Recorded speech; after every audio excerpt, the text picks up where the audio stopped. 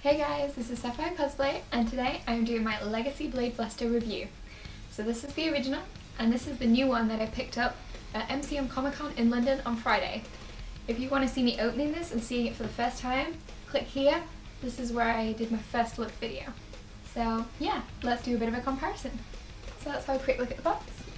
Got the original Mighty Morphin logo, the Bandai logo, and of course the 15+, with it being a collector's item and rather than being a toy.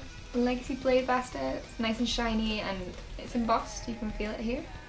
I like how they've got the original Red Ranger on there, it's really sweet. And this is quite a nice little touch here. It says it morphs into 3 modes, rather than saying it just has 3 modes.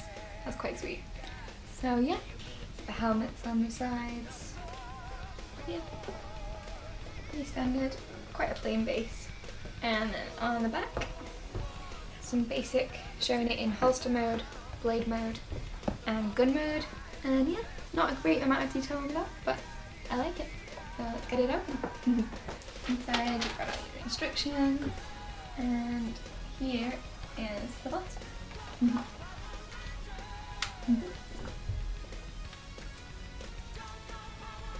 It's quite weighty, far more so than the original. I have a bit of a size comparison there. It's not hugely bigger. A little bit.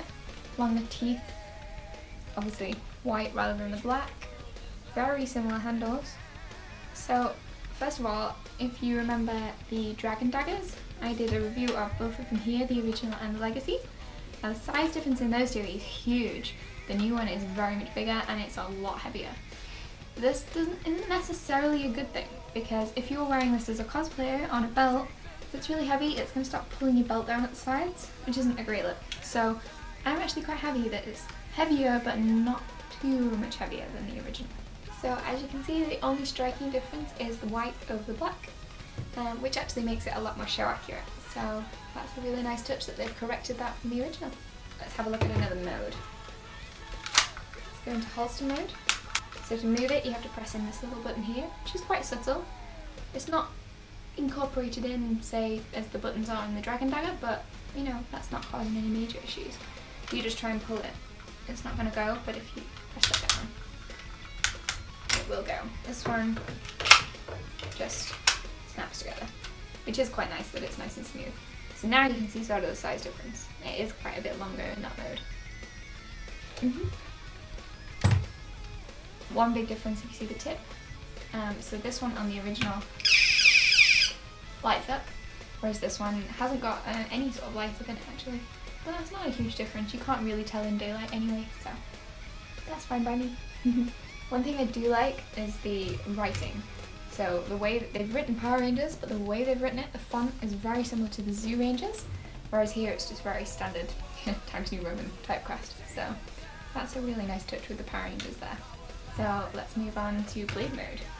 So with this one, you just have to pull it out. If you've got Power Ranger gloves on, that is damn near impossible to do. So when I'm cosplaying with this one, I never have it in blade mode. Never. I just constantly use it in blaster mode. But it's there. It's really rubber and soft, so it's never going to hurt anyone. So it's quite nice. The new one, you have this little flick here, this little switch, which is really smooth. One thing is you do, sometimes it stops there. Just give it a little shove, it'll go to here. But at conventions, you've got it in holster mode, you draw it out, ready for a photo. So as a cosplayer, that is fantastic, and that's really sweet. So where this one's rubbery, here this one's completely solid. I like the detail of the red here, that's really nice. Even with the black lines as well, they've really thought about the detail on this one. There's no stickers or anything like that with whereas with this one it's all integral part of the plastic, which is really good. So yeah, I really like the detail on the blade because I'm going to be using it. It doesn't matter so much on this because I never have it with the blade out, but for this one, as it's so snappy and nice, it's a really good touch. So the bit you've been dying to hear. Let's go into sounds. It originally can't turn off, it is constantly on. You can take the batteries out, that's about it. Kind of noisy, quite squeaky, but very old, and has survived very well. And the fact that the light still works makes me pretty happy. But yeah, I don't ever use that sound if I'm cosplaying. This, however, I actually genuinely might turn on. So we pop this back in, let's start with holster mode. So the on-off switch is one thing I'm not as thrilled about, purely because the way they did it with the Dragon Dagger, the on-off switch was so well hidden, with it being part of the actual design. Whereas this is just very much, it has on and off written, and it's just a switch. Which, it's not an integral part, but if you've got that in your holster, the one bit showing is the on-off switch, which doesn't matter, but I wouldn't put it there, personally. But if we turn it on, we have our first noise. So I'll just play that for you again. That's just as soon as you turn on this. If you put the blade out, you get a sound with that.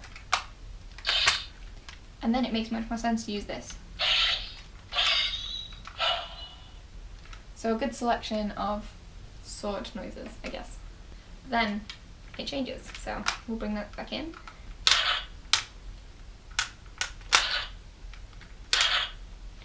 Not thrilled about that noise. It's a little bit of an odd one. I assume it makes more sense when you close it.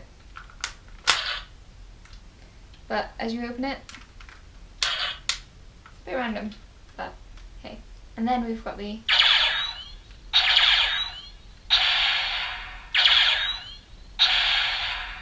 so that's really nice. So this button is the exact same button that was making the sword noises before. As soon as it's in blaster mode, is making your shooting noises. So now if we hold this down for a little bit longer,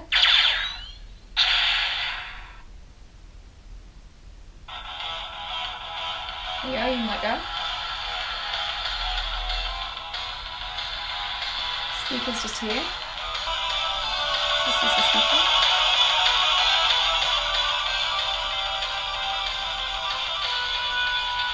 Have we got words?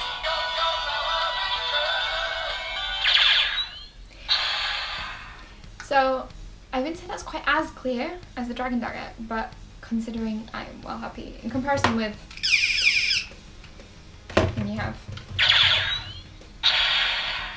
it's way more impressive. So I'm quite happy with that.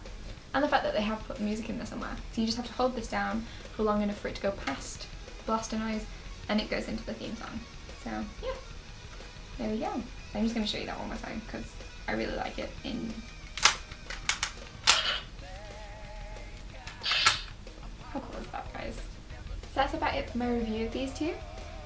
This one in the UK launched at £85, that's UK pounds. In the US, apparently it's going to come out at about $95, so it will be considerably cheaper in the US when it comes out, if they stick with that price point. But for a UK one, I was quite happy with that, really. It's about what the sort of comparison rates we tend to get for legacy items. So yeah, I am really happy with this. I had an awful lot of fun using it. Can't resist. Using it in London at the Comic-Con that it was launched at. So if you want to have a quick look at what a UK con's like, check out my video here. This is a video of the weekend at MCM London, where I had this. I hope you liked the video, guys. If you did, don't forget to subscribe, like, follow, all those kind of things, and I will see you soon with a new video.